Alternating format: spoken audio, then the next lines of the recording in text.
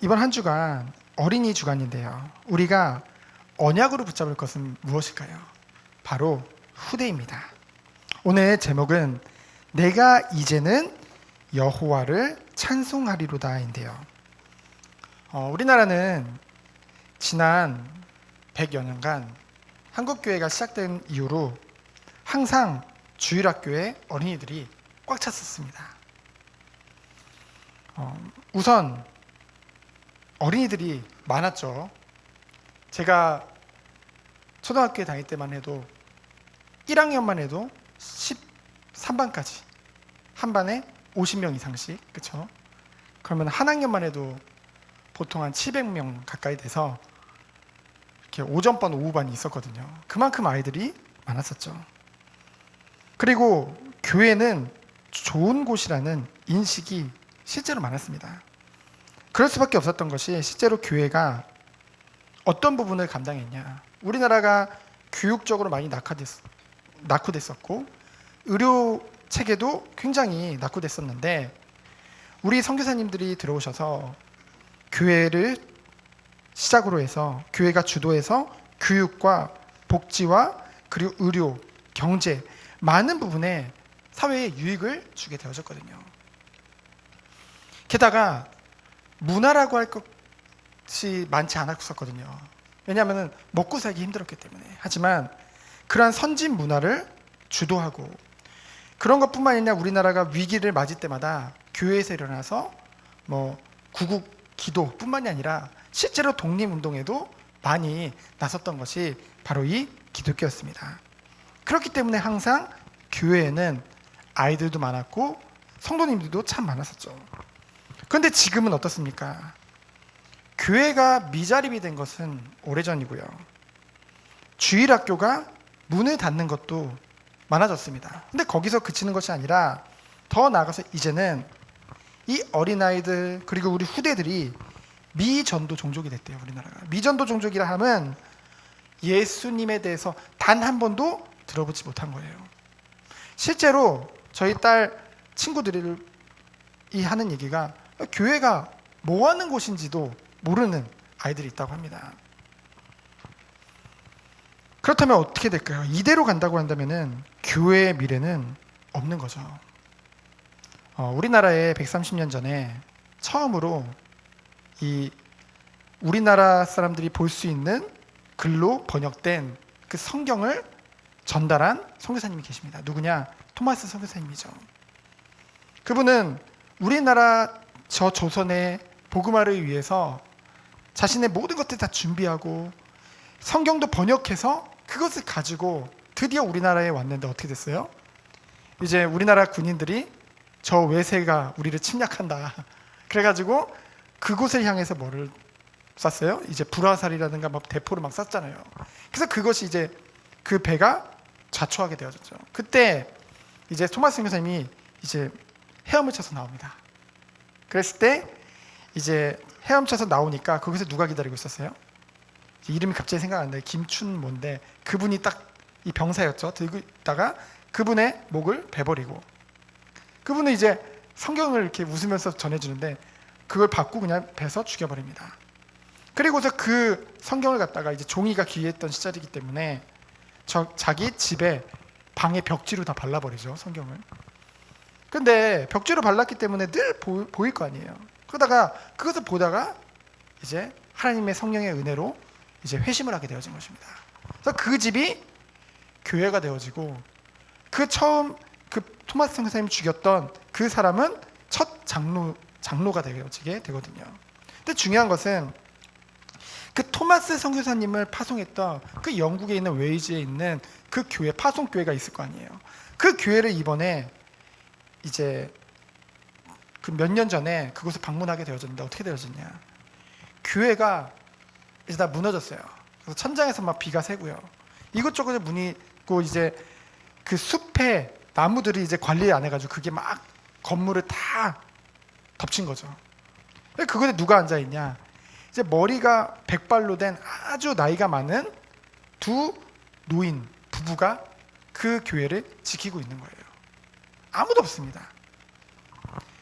벌써 130년 전에 이 미지의 땅 조선을 향해서 선교사를 파송했던 그 교회가 그렇게 됐다는 것이죠.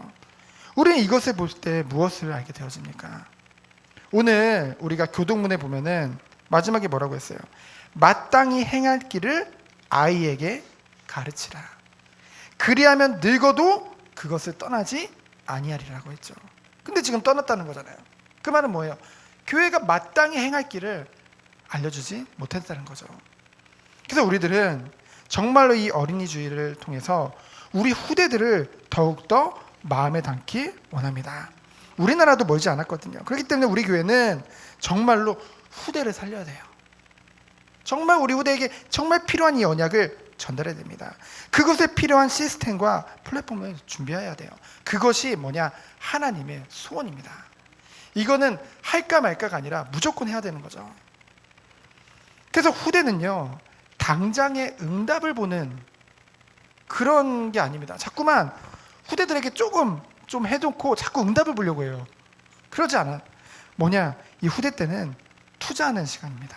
우리가 투자를 하고 이 아이들이 정말로 중요한 것에 뿌리 내려져서 하나님의 열매를 맺도록 기다리면서 인내하면서 마음을 담고 도와주는 것.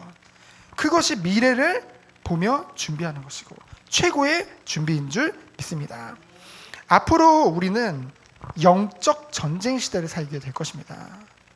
어떻게든 우리들을 무너뜨리려고, 교회를 무너뜨리고 어떻게든 이 세상을 무너뜨리려고, 그리하여서 주님이 오시는 그날을 조금이라도 늦추려고 사단은 발악을 할 것입니다. 근데 오늘 교동문에도 나왔고 이따가 오후 예배 때 함께 나누겠지만은 시편 127편 4절로 5절에 보면 뭐라고 했습니까? 젊은 자의 자식은 장사의 수중의 화살 같으니 이것이 그의 화살통에 가득한 자는 복되도다. 그들이 성문에서 그들의 원수와 담판할 때에 수치를 당하지 아니하리로다. 우리의 최고의 영적 무기는 무엇입니까? 무엇을 가지고 싸울 거예요? 바로 우리 후대인 줄 믿습니다. 그 화살통에 화살이 가득한 그 화살이 뭐예요? 바로 후대들이거든요. 그래서 오늘 창세기 29장 31절 그 위에 보면은 뭐라고 써 있어요? 모든 성경에 써 있죠. 야곱에게 아이들이 생기다. 어린이 주일날 하나님 이 본문 말씀을 허락하셨습니다. 그래서 우리가 이 하나님께서 우리 후대에게 주실 그런 모든 응답들 그리고 그런 과정들을 통해서 우리가 이 말씀을 통해서 어떤 메시지와 어떤 교훈을 붙잡아야 될까요? 하나님이 우리에게 말씀하실 줄 믿습니다. 야곱의 지나온 과거들을 우리가 봤죠.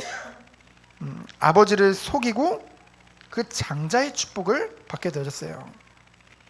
그리고 그런 과정 중에 이제 형의 그런 분노를 사게 되어져 가지고 이제 도망자로서 뭔가 도피하는 마음으로 그 집을 떠나게 되어졌죠. 이런 과정들을 봤을 때 야곱은 인간적으로 봤을 때는 연약한 사람이에요. 그리고 결점을 잡으려면 너무나 결점이 많은 결점투성입니다. 그럼에도 불구하고 하나님께서는 하나님의 언약대로 야곱을 언약의 그 계승자로 세우기 위해서 모든 것을 계획하시고 모든 것을 섭리하시는 것을 우리는 보게 되어집니다. 오늘 드디어 800km가 떨어진 그 외삼촌 라반의 집에 도착하게 됐어요. 그런데 외삼촌 라반에게 어떤 일을 당하느냐? 처음에는 반가워하죠. 근데 그 외삼촌 라반에게 속아서 14년간 이제 노역을 하게 되어집니다. 손해입니까? 손해같이 보일 수도 있죠.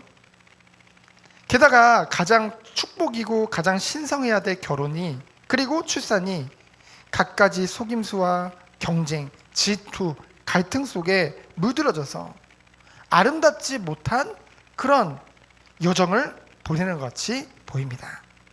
하지만 이 모든 과정 중에서 인간은 그렇잖아요. 굉장히 간사하고 굉장히 하나님에 비하면 머리도 안 좋은데 굉장히 머리를 굴리고 그렇죠? 인본주의 쓰고 그리고 또 감정에 또 그 인내할 줄 모르고 감정이 컨트롤이 잘 안 되고 뭔가 조급하고 뭔가 변덕이 심하지만은 하나님은 어떻습니까? 오래 참으시고 신실하게 하나님의 언약을 완전히 이루시는 것을 우리는 말씀을 통해 볼 수가 있죠. 그렇기 때문에 우리는 먼저 성도는 어떤 축복을 누려야 되겠습니까? 오늘날 세상은요 굉장히 혼란스럽고 굉장히 어지럽죠. 혼탁하죠. 이 혼탁한 세상과 시대를 바라보면서 우리가 실망하거나 낙심을 하는 것이 아니라, 또는 하나님은 세계복음화를 이루시는데 그 구원을 이루시는 하나님의 섭리를 의심하거나 때로는 거부하지 말고 우리가 어떤 축복을 누려야 되겠습니까? 끝까지 이러한 타락의 시대 가운데서도 쉬지 않고 하나님의 구원의 역사를 이루시는 그리고 그 반드시 당신이 택한 백성을 모두 구원하시는 그 세계복음화의 그날까지 하나님의 언약을 신실하게 이루시는 오직 하나님만 바라보며, 그 모든 것을 완성하실 하나님만 바라보며 끝까지 주님 오시는 그날까지, 우리가 저번 주에 말씀을 봤죠. 내가 이 언약을 이루기까지 너를 떠나지 아니하겠다 약속하신 그 하나님을 바라보며 하나님과 같이 이 세계복음화의 그 언약의 여정을 달려가는 우리 모든 성도님들 되어지기를 예수 그리스도의 이름으로 축원드립니다. 첫 번째로 이유 있는 자신감입니다. 오늘 1절에 보니까 야곱이 길을 떠나라고 했죠. 근데 지난 성경, 예전에 우리가 봤던 그 성경에는 뭐라고 나오냐면요, 그 야곱이 발행했다고 했어요. 발행이란 말은 힘차게 발을 내딛어서 길을 떠난다는 뜻이거든요. 처음에 야곱이 아버지의 장막을 나올 때 어땠습니까? 발걸음이 등을 떠밀려서 죽을까봐, 이 가기 싫은데, 떠나기 싫은데, 집사람인데 그 집을 떠나서 억지로 발걸음을 옮겼죠. 그리고 그 여정이 굉장히 고되고 힘든 과정이었습니다. 근데 우리가 지난주에 봤듯이 창세기 28장 11절로 22절에 베델에서의 영적인 체험 이후에 무엇이 생긴 거예요? 이 야곱에게 하나님이 주시는 확신과 소망이 있었던 것입니다. 그렇기 때문에 그 발을 내딛는 그 발걸음이 힘찼던 거죠. 그렇죠? 왜요? 확신이 있기 때문에. 우리가 이 축복 속에 들어가기 원합니다. 정말로 하나님의 것을 실제로 우리가 확인하고 이 언약을 정말로 믿게 되어지면요, 우리의 발걸음은 힘찰 수밖에 없는 거죠. 왜요? 우리의 연약함과 우리의 부족함과 상관없이 하나님이 주의 일을 이루심을 우리는 믿기 때문에. 그러면서 2절로 6절에 보니까 우물 곁에서 일어났던 일들이 나오죠. 2절에 보니까 본즉 들에 우물이 있고, 이것을 원문에 직역하면 뭐라고 하냐면요, 보라 우물이 들에 있다. 이건 뭐냐면요, 우물은 이제 그 예전에 우리가 길을, 이 야곱이 어떻게 그 삼촌 라반의 집까지 800km 떨어진 곳을 갈 수 있었을까요?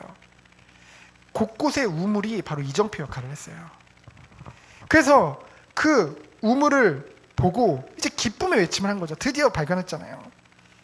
그래서 거기 보면은 이제 큰 돌로 막아놨죠. 왜요? 다 모이면은 큰 돌을 같이 옮겨서 공평하게 이제 양들이나 낙타에게 물을 먹이기 위해서. 근데 중요한 건 4절에 보니까 이제 야곱이 거기 온 사람들에게 묻죠. 형제들아, 어디서 왔습니까? 왜 물어봤을까요? 그 사람들이 어디서 왔다고 하면은 내가 지금 어디쯤 왔는지 알 수 있잖아요. 그들이 어디서 왔는지 알면. 근데 그들이 뭐라고 해요? 하란에서 왔다고 하죠.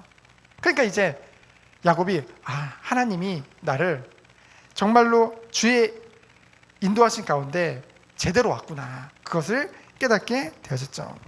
그러면서 뭐라고 묻습니까? 야곱이 그들에게 5절에 보니까 나홀의 손자 라반을 아느냐. 라반의 아버지, 그러니까 부두엘의 아들 그 라반이라고 안 하고 나홀이라고 얘기했을까요? 나홀은 그 아브라함의 형제잖아요. 그 데라의 아들이, 세 아들이 있었잖아요. 하란, 아브라함, 그리고 누구야? 갑자기 생각이, 방금 근데 왜 요 그 나홀을 물어봤냐? 나홀이 이제 아버지 부두엘보다 더 이제 그 안에서 뭔가 인지도가 높기 때문에 크게 물었겠죠. 그러면서 뭡니까?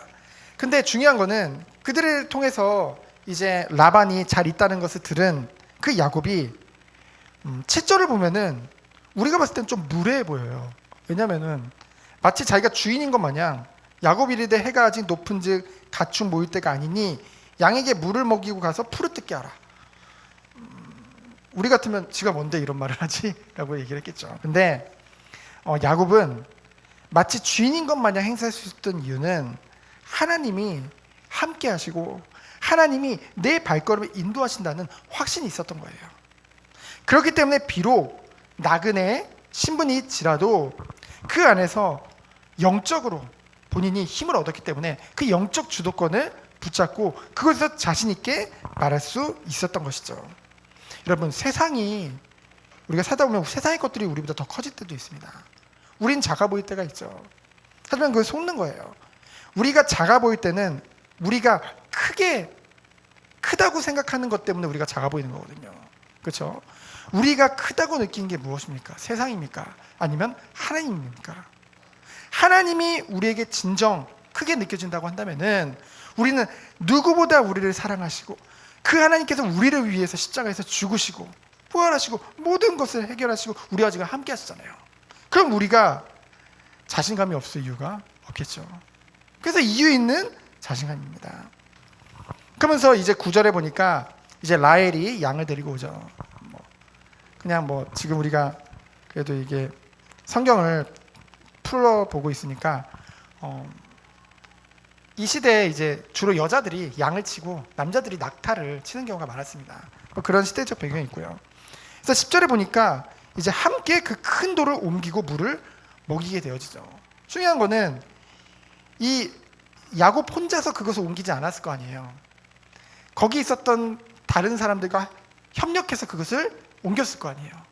근데 중요한 건 오늘 말씀에 보면은 10절에 보면은 이제 야곱이 그 모든 걸 주도하고 있습니다. 이미 온 지 얼마나 됐다고. 그렇죠? 여러분, 우리가 영적인 힘이 있으면은요 끌려가는 것이 아니라 끌을 수 있는 그 힘이 오는 것입니다. 왜요? 하나님으로부터 오는 힘이기 때문에. 그것은 가서 세상적인 주도권을 우리가 주장하는 것이 아니라 먼저 영적으로 장악을 해야 돼요. 그 다음에 영적 주도권을 가지고 그 모든 것을 주님이 원하시는 방향대로 이끄는 것, 그것이 우리가 누릴 축복이겠죠. 그래서 13절로 14절에 보면은 이제 감격의 상봉이 이루어집니다. 왜 감격이 나면요, 여러분 이게 성경이 워낙 이제 시간이 이렇게 어떤 곳은 굉장히 빨리빨리 지나가다 보니까 얼마 안 된 것 같지만은 이제 여동생 리브가를 라반이 떠나보낸 지 몇 년이 지났냐? 벌써 97년이 지났어요. 97년 만에 자기의 그 사랑하는 여동생의 그 아들을 만난 것입니다. 얼마나 기쁘고 감격되겠습니까? 근데 이후에 보면은 감격은 잠깐이고 바로 자신의 체제대로 돌아가서 그 조카를 어떻게든 속여가지고 뭔가 이용하려고 하거든요. 그런 것들이 나오죠. 근데 중요한 것은 우리가 오늘 1번 1대지에서 우리가 붙잡을 것은 이 영적인 힘, 우리가 흔히 말하는 영역, 그것은 어디서부터 오냐는 거죠. 바로 영적 체험에서부터 온 것입니다. 우리가 지식적으로 아는 것이 아니라 사실적으로 하나님이 시간표에 영적인 체험을 하게 하신다는 거죠. 근데 중요한 것은 밑도 끝도 없이 하나님이 막 음성이 들리고 그거는 하나님이 하시는 게 아니에요. 중요한 건 뭐냐? 베델에서 뭐예요? 사닥다리를 통해서 하늘과 땅을 연결시켜주는, 오늘 새벽 예배 때도 함께 나눴는데요. 그것이 무엇입니까? 결국은 인간과 하나님을 연결시키는 중보자 되시는 메시아, 그 그리스도의 언약이죠. 그리고 그곳에 천사가 오르락내리락하는 그 영적 세계를 봤단 말이에요. 그 보좌를 본 거예요. 그러면서 그 안에서 여호와 하나님께서 직접 그 앞에 나타나시죠. 그리고 말씀하십니다. 여호와 하나님은 뭐예요? 언약의 하나님이죠. 그 언약의 하나님께서 너를 구원하고 너와 내가 이 언약을 이루기까지 끝까지 함께하겠다고 임마누엘을 약속하시죠. 여러분, 그때 그것이 믿어지기 때문에 이 야곱은 어떤 상황 속에서도 자신감 있게 그 모든 것을 인도받을 수도 있었던 것입니다. 야곱이 그 이후에 보면은 예전에 막 거짓말하고 속이고 막 인본주의 쓰고 그런 모습이랑은 조금 달라 보여요. 그러다가 또 실수하기도 하고 하지만은 어쨌든 다릅니다. 두 번째로 뭡니까? 이러한 그 야곱에게 기다리고 있었던 것은 뭔가 순탄하고, 우리가 그런 걸 원하잖아요. 우리가 깨달았으니까 뭔가 순탄하게 하나님 인도하시지 않을까. 근데 하나님은 그 사랑하는 자녀를 너무나 사랑하기 때문에 어떤 시간표로 인도하세요? 바로 연단의 시간표로 인도하십니다. 우리는 조급하잖아요. 빨리 하나님 역사해 주세요. 하나님 보여주세요. 이게 우리 마음이잖아요. 근데 하나님은 우리들을 연단의 시간표로 인도하신다는 거죠. 갈라디아서 6장 7절에 보면은 스스로 속이지 말라. 하나님은 업신여김을 받지 아니하시나니 사람이 무엇으로 심든지 그대로 거두리라. 우리가 우리 자신에게, 우리의 삶에, 그리고 우리 후대들에게 무엇을 심느냐 그대로 우리를 거두게 된다는 거죠. 12지파의 조상이 대자로서 뭔가 꽃길이 있을 줄 알았더니 야곱을 기다리고 있었던 건 무엇입니까? 많은 시련과 고난들이었습니다. 근데 그런 모든 과정 중에서 어떤 응답을 받았냐? 그의 성품과 인격과 신앙이 갈수록 성숙되게 되어진 것이죠. 성숙된다는 것은 결국은 하나님을 실제로 믿게 되는 것이 성숙되는 거거든요. 하나님이 말씀하신 것이 내게 사실화되면 될수록 영적으로 성숙하게 되어지는 것입니다. 그 응답이 있었죠. 그래서 비록 속임을 당하는, 본인이 속였던 것 같이 본인도 속임을 당하는 고통을 겪게 되어지만은 그 과정을 통해서 뭐예요? 심는 대로 거둔다. 그 아주 단순한 그 삶의 진실을 깨닫게 되어진 것이죠. 그렇기 때문에 이것 또한 응답인 줄 믿습니다. 우리에게 때로는 어려움이나 고통이 있나요? 다른 곳에서 찾지 말고 우리 자신을 말씀을 가지고 제대로 봐야 돼요. 그렇죠? 대부분의 사람들이 자신을 볼 줄 모릅니다. 그렇죠? 많은 것들에 가리워져 가지고 과거와 상처와 다른 걸로 포장돼 가지고 그거로 자신을 보려고 해요. 아니죠. 정말로 우리에게 와 있는 모든 것들은 문제 같아 보이지만은 결국은 하나님이 우리를 더욱더 한 걸음 나아갈 수 있는 그 은혜로 인도하시기 위한 연단의 시간표인 줄 믿습니다. 그래서 첫 번째로 라헬을 사랑한 야곱입니다. 첫째 레아는요, 시력이 약했다고 돼 있죠. 이거는 그 실제로 눈에 시력이 약하다는 것도 말하지만은 눈에 총기가 없었다는 거예요. 한마디로 말하면 이렇게 외모가 못생겼다는 것이 아니라 약간 흐리멍텅한, 그렇죠? 그러니까 뭐예요? 이제 야곱은 빠릿빠릿한 사람이잖아요. 그러니까 야곱이 봤을 때는 뭐예요? 여성적인 매력이 부족했다는 거죠. 그에 반해 라헬은 어땠습니까? 외모도 출중하고 눈에 총기가 가득했죠. 그러니까 외모를 겉에 눈에 보여지는 것을 보고 그 라헬을 더 사랑하게 됩니다. 얼만큼 사랑했는지요. 18절에 보면은 뭐라고 했습니까? 20절에 보니까 야곱이 라헬을 위하여 7년 동안 라반을 섬겼으나 그를 사랑하는 까닭에 7년을 며칠같이 여겼더라. 대단하죠. 얼마나 사랑했는지 그 종살이를 하면서 그것이 7년이 며칠같이 여겨졌다는 거죠. 그래서 고린도전서 13장 4절로 7절에 보면 사랑에 대해서 뭐라고 했습니까? 사랑은 모든 것을 감싸주고 모든 고통, 슬픔을 극복할 수 있는 원동력이 됨을 말하고 있잖아요. 바울이요. 근데요, 이런 상황 속에 속이는 라반과 속는 야곱입니다. 이제 실제 결혼식 때 날이 되자 누구를 들여보내요? 밤에? 라헬이 아닌 레아를 들여보내죠. 근데 중요한 건 그것에 대해서 이제 아침에 왜 나를 속였냐라고 얘기하니까 이 라반이 얼마나 뻔뻔한지요. 우리 지방에서는 둘째를 첫째보다 먼저 시집 보내는 경우가 없다. 이렇게 말하는 거예요. 미리 말하든지. 그렇죠? 그러니까 뭐라고 합니까? 7년을 더 채우라고 하는 거예요. 근데 야곱이 그런 상황 속에서 예전 같았으면 어떻게든 따지고 들었을 텐데 따지지도 않고 낙심하지도 않고 그것을 그대로 받아들이게 되어집니다. 그런 과정 중에는 사실은 야곱이 아버지를 속이고 그로 인한 뭔가 죄책감이 있었잖아요. 그 모든 것을, 이런 상황들을 보면서 그것을 기억하면서 하나님이 정말로 심는 대로 거두게 하시는구나. 나의 연약함으로, 나의 부족함으로 언약은 반드시 이루어질 것인데 우리가 그 과정 중에 내가 잠시 부족해가지고 실수 저지른 것이 그대로 나에게 돌아오는구나. 그걸 깨달았겠죠. 그래서 이 과정, 그 베델에서 봤잖아요. 하나님이 언약하신 것을 이루기까지 너를 떠나지 아니하리라. 그 언약 붙잡고 인도받았겠죠. 그래서 뭡니까? 인내 속에 무엇을 체험했냐? 하나님의 사랑을 체험하게 되어진 거예요. 한 여자 라헬을 진정으로 사랑하니까 어땠어요? 10수년을 참고 견딘고 인내한 그 야곱을 보면서 야곱이 어떤 축복을 받게 되어졌냐? 어떠한 상황 속에서도 하나님을 사랑하는 법을 깨닫도록 하나님이 역사하신 거예요. 우리가 그렇잖아요. 막 응답 주시고 막 가는 길 다 형통케 하시고 세상적으로 막 축복하시고 그러면 하나님 사랑한다고 막 누구든지 얘기하겠죠. 근데 고통이 오고 때로는 고난이 오고 뭔가 불편한 일이 생겼을 때 그럴 때랄지라도 하나님을 사랑할 수 있는 이런 과정들을 통해서 그것을 우리가 야곱이 깨닫게 되어진 것이죠. 그래서 우리도 이 축복 속에 들어가기 원합니다. 하나님은요, 하나님의 택한 그 자녀가 영적으로 성숙되고 거듭나게 하기 위해서, 성화라고 하죠, 끊임없이 계속해서 과정 중에 우리를 연단하신다는 거죠. 그래서 우리는 그 사실을 믿기 때문에 그 과정 또한 감사하며 나아가길 예수 그리스도로 축원드립니다.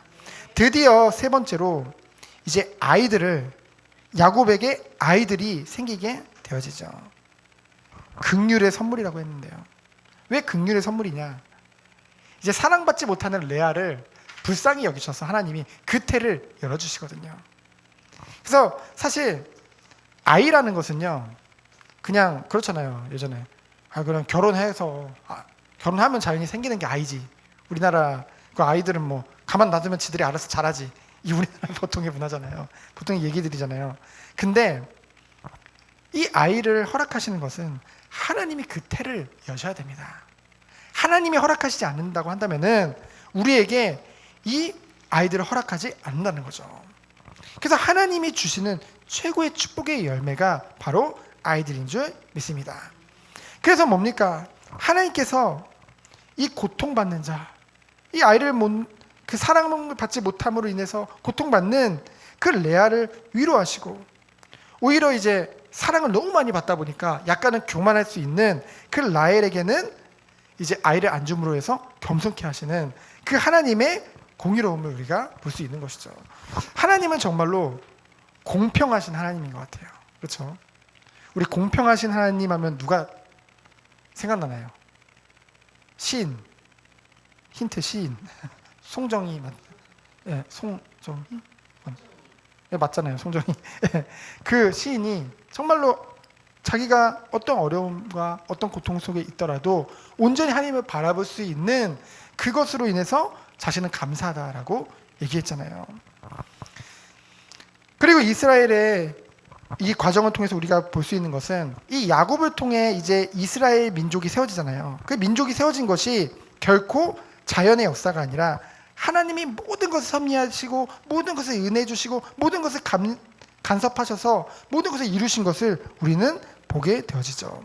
그렇기 때문에 우리 또한 우리의 모든 과정 또한 하나님의 완전하신 계획 속에 섭리하심 속에 있는 줄 믿습니다. 그래서 이 레아에게 네 아들을 허락하시죠. 근데 네 번째 아들 이름이 뭡니까? 유다입니다. 예수님의 치적적인 육신의 조상이죠.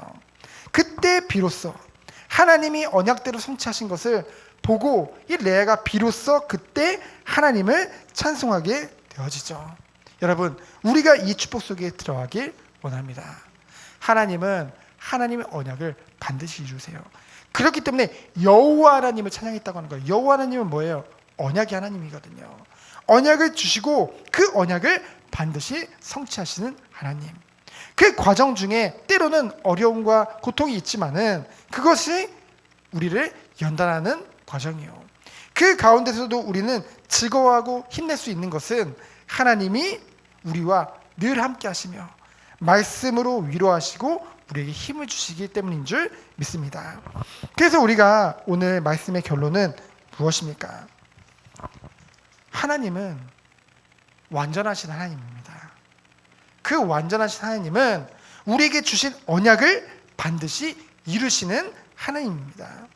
그래서 심는 대로 거둔다. 그 말씀을 우리가 마음에 담기 원합니다.